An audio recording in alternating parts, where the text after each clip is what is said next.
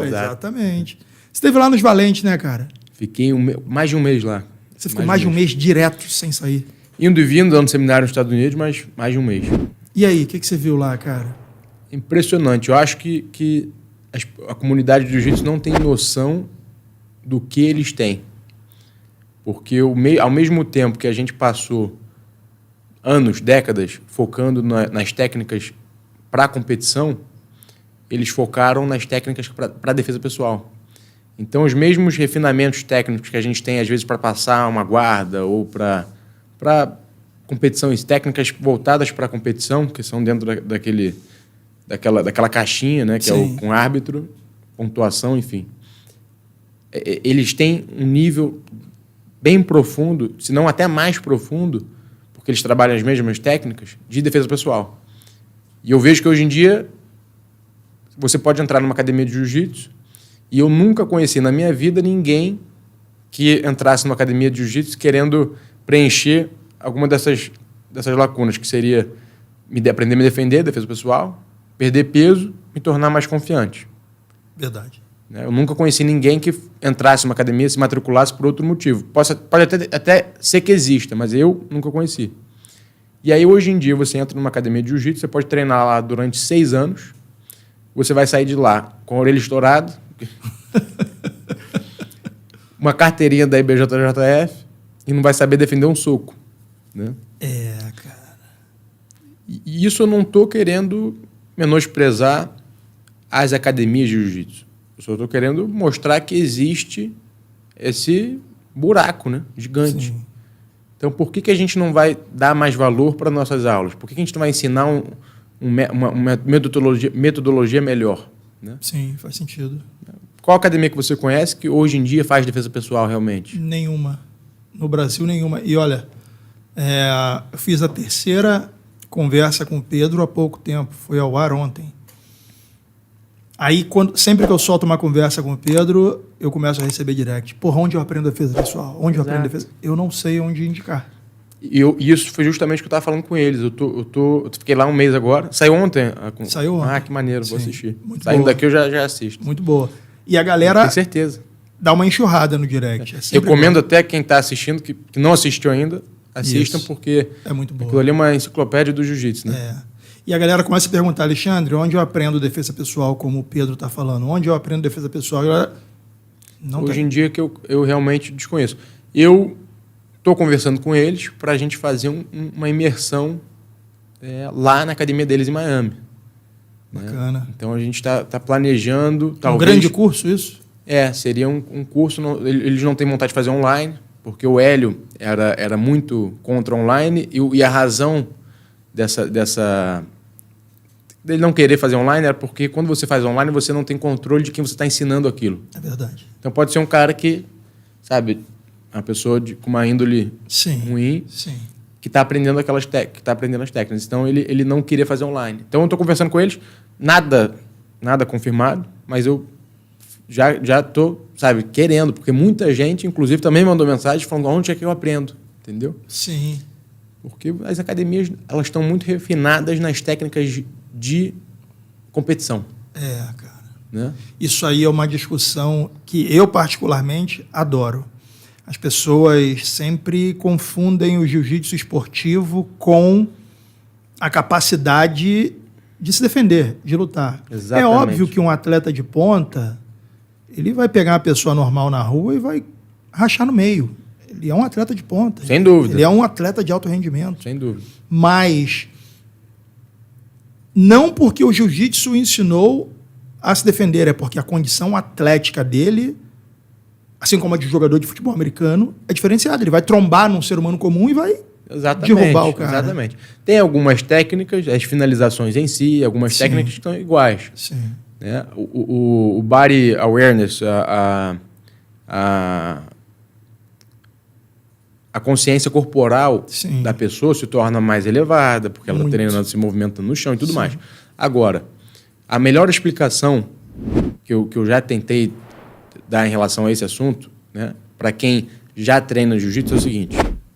Sabe a raspagem tesourinha? Sim. Sabe? É uma das primeiras raspagens que a gente aprende, certo? Sim. E a gente aprende ela faixa branca e faz em todo mundo. Funciona pra caramba a tesourinha. Só que quando você vira graduado, você para de fazer a tesourinha. A tesourinha não funciona mais. Tá?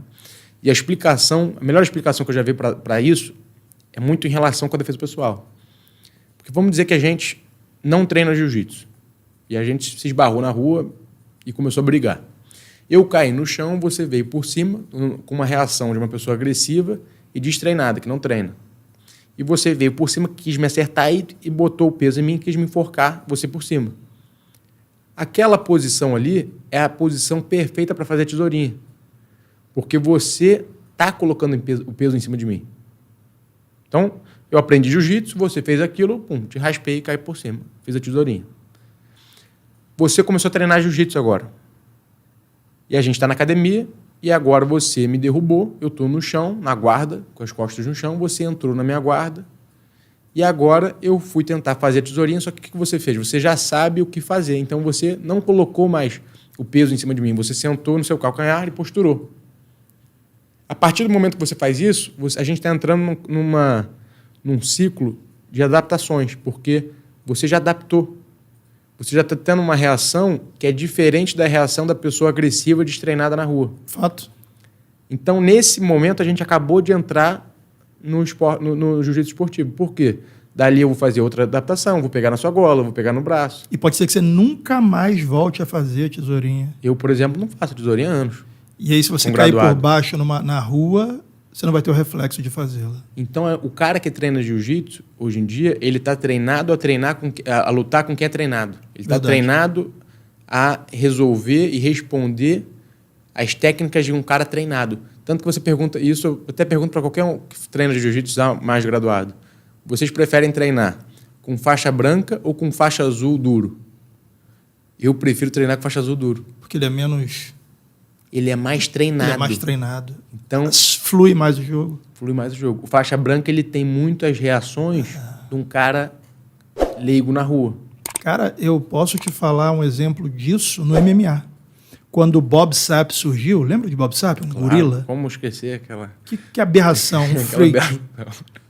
Cara, eu encontrei com ele aqui no Rio, meu amigo. É mesmo, brother? Eu olhei pra cima. Ele foi no Gracie Pro, no campeonato. Meu Deus do céu. Assustador, né? Assustador. Quando esse cara começou a treinar, ele começou a apanhar para todo mundo. Porque a brutalidade dele, que era a maior arma dele, ficou de lado. Sim. Começou a querer dar jab. Exatamente. Começou a querer dar cruzado. Aí apanhou que nem um cachorro sem dono. Quis lutar certinho. Exato. Quando ele ligava o ventilador e ia para cima, era muito difícil alguém trombar com aquele cara e não cair. Impossível. Era impossível. Para mim foi a melhor analogia ao que você falou.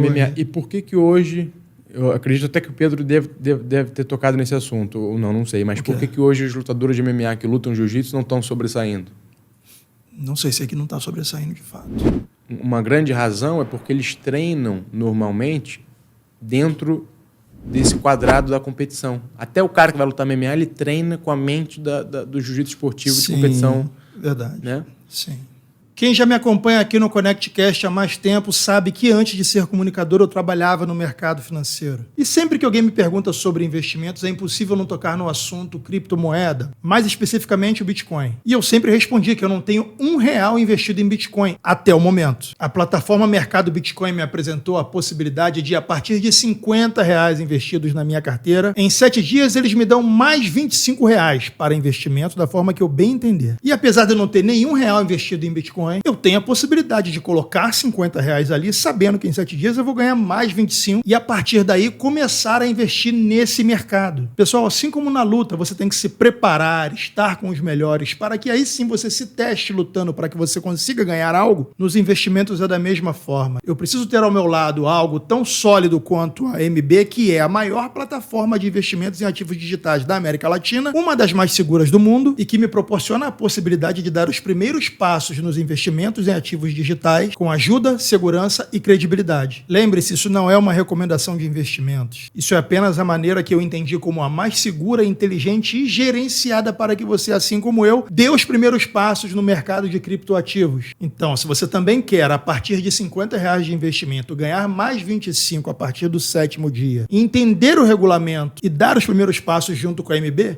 clica aqui no link na descrição desse vídeo, leia atentamente e participe você também. Beleza?